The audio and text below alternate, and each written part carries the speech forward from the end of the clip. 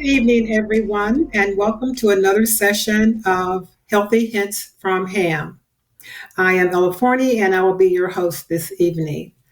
Our topic for the month is Alzheimer's disease.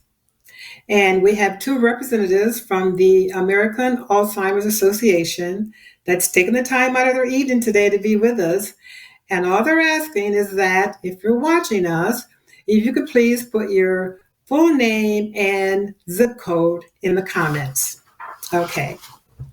Um, if you've ever had a friend or a family member that has had Alzheimer's, dementia, it is really a very sad thing to watch. And sometimes you have questions that you don't know where to go to get those questions answered. So tonight, hopefully, we'll get some of those questions answered for you. We have Missy, Rouse, and we have Tom, Bursh. I'm going to start with you, Missy. Can you tell us a little bit about yourself and tell us what's going on with the American Alzheimer's Association? Exactly what is your role? My role, I just want to say it's the Alzheimer's Association, Central Ohio. Sorry. But my role is I am an RN and I am with the association as a program manager. I coordinate all of our volunteers, all of our educations, as well as our support groups. So actually the question was, the Alzheimer's Association of Central Ohio, exactly what do you guys do? What is your function? Okay. So at the association, we offer several, different programs to our to the community. We really what we want to do is we want to provide free educations. We want to the goal is really to educate the community about Alzheimer's disease and all aspects of it. So when we are thinking of the education and what we are how to reach that goal, it is actually we have different individuals that offer different pieces. So we offer educations, we offer the support groups. We also offer care consultations. So if there's individuals out in the community that are in need at any stage of diagnosis of dementia, or they just may think that they have some experiencing some memory impairment, they can always call the association, the local chapter, but they can also call our 1-800 number. That's 1-800-272-3900, and they can get all the services through our helpline as well, which is open 24/7. But the main goal is to provide just support and education. Thank you for that. Tom Bursh is our community educator. So Tom, can you tell us a little bit about yourself?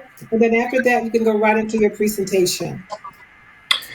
Thank you. It's Tom Bursh, and I'm retired, and I volunteered with the association for, I believe, 6 months now.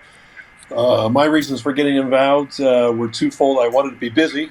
Second of all, I had 4 family members, 4 people in my family have Alzheimer's, 2 of whom died. Fortunately for me, they were not in the bloodline, but it brought it to focus, and also simply the number of people that are affected by Alzheimer's that we'll discuss as we go through the presentation, where roughly a third of all seniors 85 and older will have Alzheimer's. So it's an incredibly big challenge that we're presented with. Okay, thank you. So you can go ahead with your presentation. What do you have for us tonight? What we want to look at today are several items, as you can see on this list.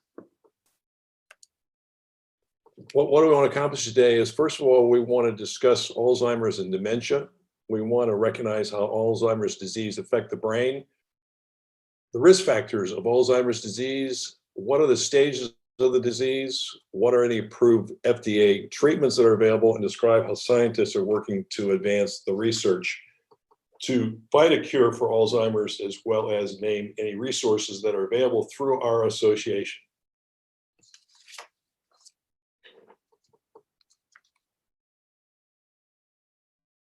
So as we proceed here, we're going to ask a couple of questions. First question is, and actually there was another slide, but how many Americans provide unpaid care? How many people in America currently have Alzheimer's? 3 million, 6 million, 8 million, 11 million. How many do you think?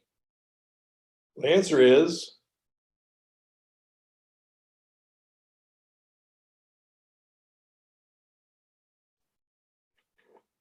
it's actually over 6.5 million. And yes, there's over 11 million people that also are care providers for the patients with Alzheimer's. And remember, Alzheimer's is a fatal progressive disease. It doesn't get better. There is not a cure. There is not a known reason why it happens. So the 6.5 million people that have it, 11 million people, care providers, take care of these people, but these are 11 million people that are not professionals. They are usually family members, spouses, friends, unpaid positions. The other problem is that there are also paid providers, but those people, there's a big turnover there because they get very frustrated with the demands that are put upon them by the person with dementia.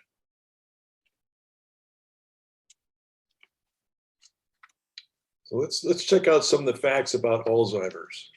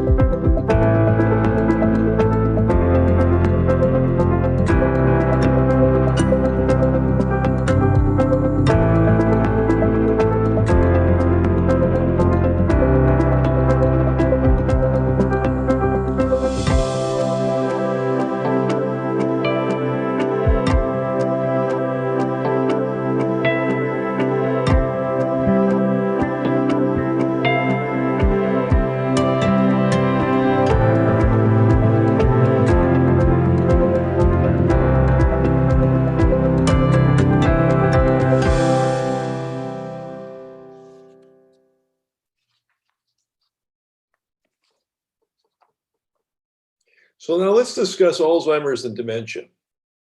For those of you that are following this, is there any difference between the two? Let's find out. Let's test your knowledge.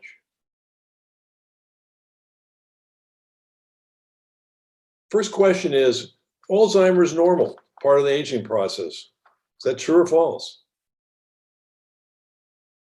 That's right. That's false. Alzheimer's is a brain disease that creates problems with memory, thinking, and behavior, and is not normal part of aging. Normally, as we age, there will be some cognitive decline, which you cannot help, but that's an everyday occurrence. This is, with Alzheimer's, it's progressive, becomes more and more severe as the person ages.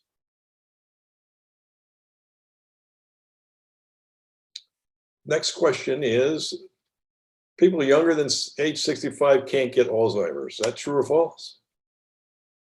Right, it's false. Alzheimer's, 65 is usually the age where Alzheimer's is the most likely to begin.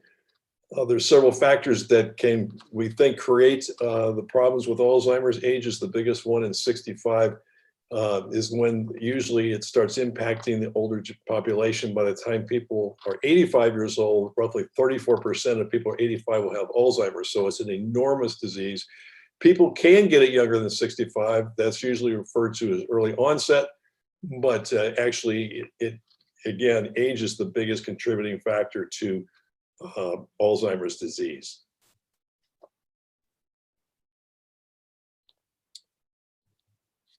So let's hear from an expert here to discuss that. Dementia is the umbrella term for an individual's changes in memory, thinking, or reasoning. There are many possible causes of dementia, and Alzheimer's is the most common cause. Other causes of dementia are vascular dementia, which is marked by changes in the blood flow in the blood vessels in the brain. Dementia with Lewy bodies, identified by specific brain changes throughout the brain that include the buildup of a protein known as alpha-synuclein. And frontal temporal dementia, which is marked by brain cell loss in the front sections of the brain or the frontal lobe. Each type of dementia may have distinct characteristics to cause specific behaviors in the individual, but there is also some overlap in behaviors among the types of dementia.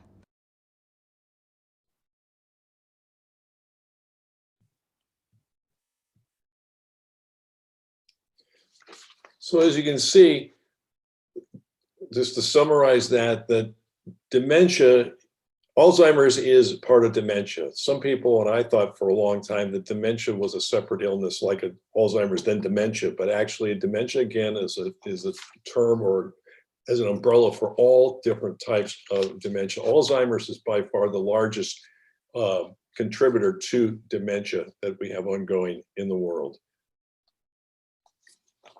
So let's discuss Alzheimer's in the brain. And again, we'll hear from an expert. More than 100 years ago, Dr. Alzheimer described specific changes in the brain, what we now call the formation of plaques and tangles. Alzheimer's is a progressive brain disease that's marked by these key changes and impacts memory, thinking, and behavior. The brain has three main parts: the cerebrum, the cerebellum, and the brainstem. Each one plays a role in how the body functions. Alzheimer's disease causes nerve cells to die, which leads to brain tissue loss and causes loss of function and communication between cells. These changes can cause the symptoms of Alzheimer's, such as memory loss, behavioral issues, problems with thinking, planning, and at the end stage, swallowing.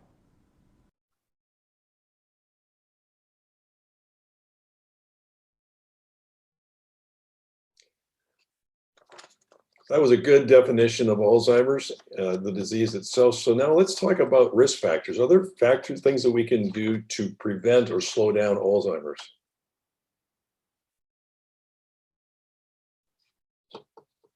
Test your knowledge again. What is the greatest risk factor for Alzheimer's disease? Genetics, family history, age? If you said age, that's correct.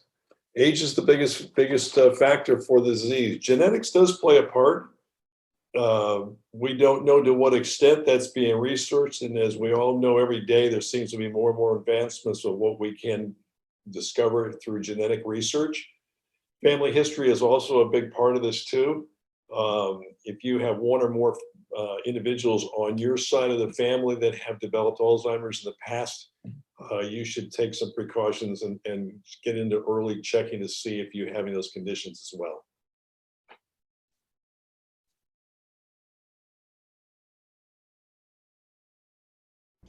Alzheimer's disease is marked by specific brain changes that result in the clinical changes in individual experiences. That is, changes in memory, thinking, or reasoning. And ultimately, Alzheimer's is fatal. The exact cause for these changes is unknown, but there are some hints as to what may contribute to an individual's risk.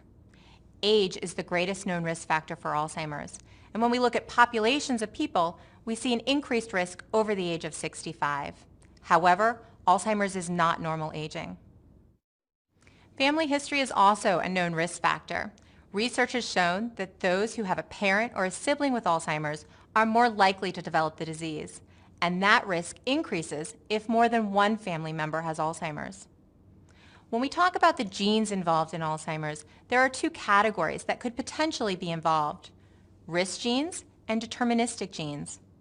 Risk genes increases an individual's risk for developing the disease, but does not guarantee that they will develop Alzheimer's. Deterministic genes, which are rare for Alzheimer's, guarantee that the person will develop the disease. Again, I just want to reiterate the key point here is that Alzheimer's is not a normal development in the aging process. So what are the stages of Alzheimer's disease? It's key to remember here before we start with a few other presentations by some people with early stage dementia is that no two individuals experience the symptoms and progression of Alzheimer's alike. In some cases, it could be very quickly, or in one case, we know of someone who took 28 years. Typically, if it's 48 years span for Alzheimer's. But again, no two people will be affected the same way. So let's hear from one of our individuals here. It's a different kind of forgetting. It really, really is. It's not just forgetting where I put my car keys. It's much deeper than that. And for example, I cannot read a book. I used to be a voracious reader because by the time I turn a page, I have forgotten what I had read. And if you're reading a novel, you have to know what transpired before in order for you to continue to read on. And so I can't read a novel, so I've even stopped trying. I'm like an overachiever. And when you're unable to deliver or you're not performing at the same pace that you once did before, that's frustrating. It's frustrating to not know where you place things. It's frustrating to not be able to explain to someone the problems that you're having. You can't articulate it in a way. It's frustrating to read something and you forgot what you read. It's frustrating to continuously have to change your password and you just changed it last week and you're constantly doing the same thing over and over again. One of the key things there, I think, is a different kind of forgetting. And one of the examples I like to tell people about is that we all lose our keys every now and then, but we're able to go back and redo our steps to find out where those keys were. Where were we? We're in the laundry room, or we're in the bathroom. A person with Alzheimer's will not be able to regroup and go back and retrace their steps. But as this chart shows, as we talked about, Alzheimer's is a continuum, it's progressive. It's asymptomatic to begin with. In the very beginning, there's no symptoms recognizable, but something biologically could be going on in the brain or is going on in the brain, but it's not been detected. Something's there. And then MCI due to Alzheimer's disease is mild cognitive disorder, early stages of cognitive ability loss. Everybody goes through some MCI because, again, as the aging process goes on, we tend to be a bit more forgetful. We're not using our brain as much as we used to. And your brain needs to be used as much as possible to be active. But anyways, you're starting to forget things a little bit, misplace things, and then we get into what we call the mild stage. And you may hear other people say I'm in stage 3, stage 4, stage 7. There's different stages that other organizations will utilize. Alzheimer's Association is trying to simplify it by having 3 categories: mild, moderate, and severe. Mild typically involves symptoms that will interfere with something you're doing during the course of your daily life. You can't find your keys, you really can't find them. You can't do lists, you mess up something in your checkbook. These are things that go beyond just normal. You may forget the name of someone, but it's something that we all go through, and I don't want anybody to become paranoid if you get through this meeting and you can't remember someone's name. But again, it's a constant situation where you can't remember that person's name. And then moves into mild. The mild stages, and we'll talk about early detection, is the most important time if your friends, if your family, to get that person in to be checked out with the doctor. Progressing then with moderate. Moderate is the symptoms, again, have gotten worse.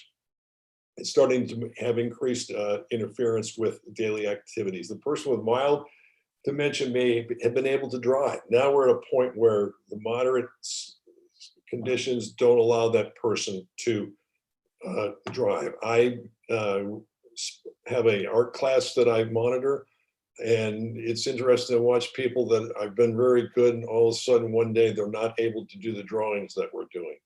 So moderate, again, is progression, and then we get to severe. And when it's severe, typically when it gets to severe, the person is not able to take care of their daily hygiene, daily tasks.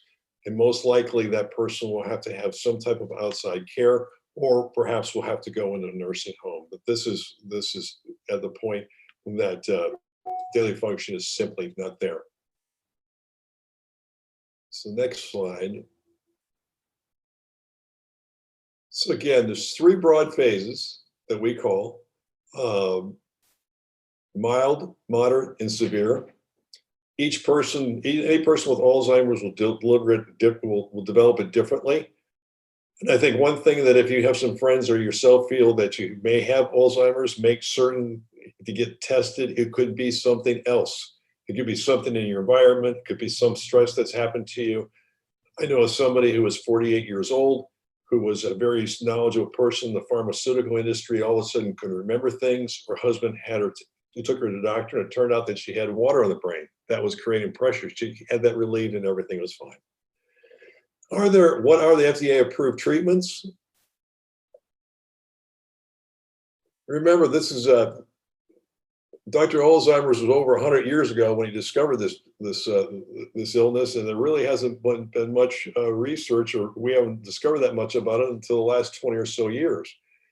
There are several drugs that have been available over the last 25 years, and you can see the names listed here. And these, again, are going to treat symptoms. They're not going to stop the progression. They're not going to eliminate the Alzheimer's. They're simply going to treat the symptoms.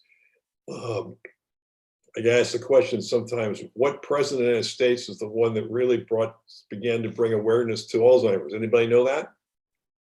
It was Ronald Reagan. Because Reagan had Alzheimer's, and that was when it was really first discussed. And some of you may know what it used to be called. Anyway, we'll continue on here. And finally, there's a new drug that came out this last year, which the association is promoting and very, very enthusiastic about, Aldahelm. And this is a drug that has been tested, continues to be tested. It is available. It has shown very good potential progress in attacking the disease. It's still not a 100% cure, and there are many other drugs that are being developed that are anticipated to be introduced next year. All these drugs, by the way, are best in the early stages. The earlier that you can have someone discover that they have Alzheimer's, these drugs are more effective. Again, because everybody has Alzheimer's differently, the drugs are not effective for everyone. The most important thing is here that at the earliest possible stage, you consult with the doctor to see if you can determine a treatment plan.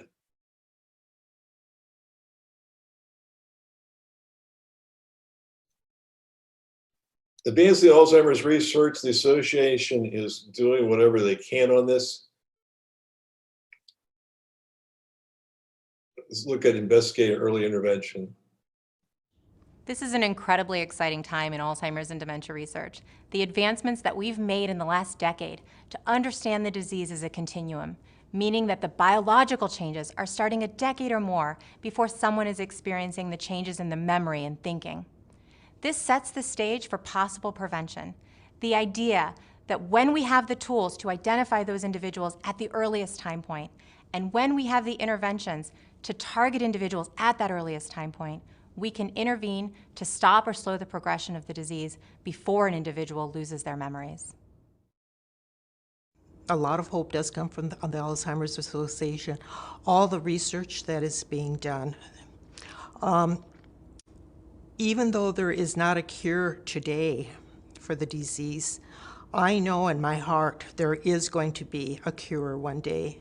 And I know we're getting closer for that cure. Because even if you fail in a research study, you learn from that failure in the research study. That failure always brings progression.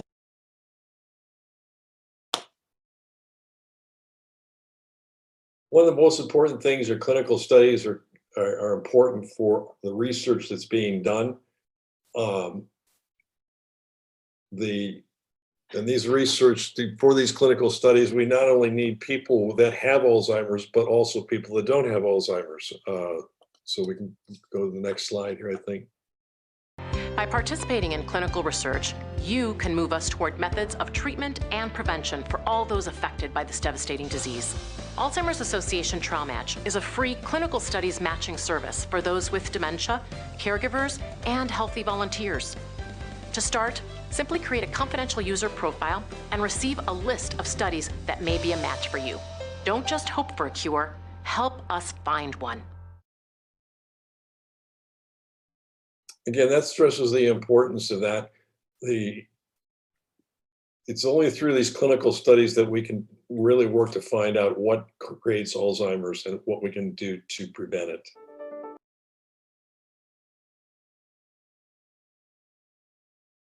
One thing about the association that's an incredible resource, and unfortunately a lot of people that I've spoken to, including my family members, there were 4 that had Alzheimer's, weren't aware of the association. That's why we're trying to get this out. I think the most important thing is there's a 24/7 helpline. And when I first started with this organization, I thought, okay, fine, I'll try this number, because I'm like many of you, I get very frustrated when I call these numbers. You either no one answers, or you get forwarded, or you're on hold for an hour. It was answered immediately. And what's nice about it is that this is a professional. This is somebody that can truly help you, rather than just send you over to another person to talk to. So that's there all the 24/7, because obviously oftentimes these problems, particularly for care providers, could happen at 3 o'clock in the morning, or it happens on the weekend, and you need to have someone to talk to. Online, the alz.org, there's a tremendous number of resources there. There's an online, almost blog, I'll call it that, where you can communicate with other people that are other care providers, other people with Alzheimer's, other professionals, other people that are going through what you're going through, to ask questions and get information. And it's a nationwide organization. Thank you, Tom and Missy, for joining us this evening. I'm hopeful that all the questions that we had, or that you guys had, were answered. I know mine were.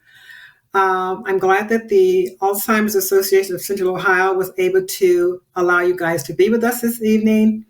And thank you again so much. And thank everybody for joining us, and have a great evening.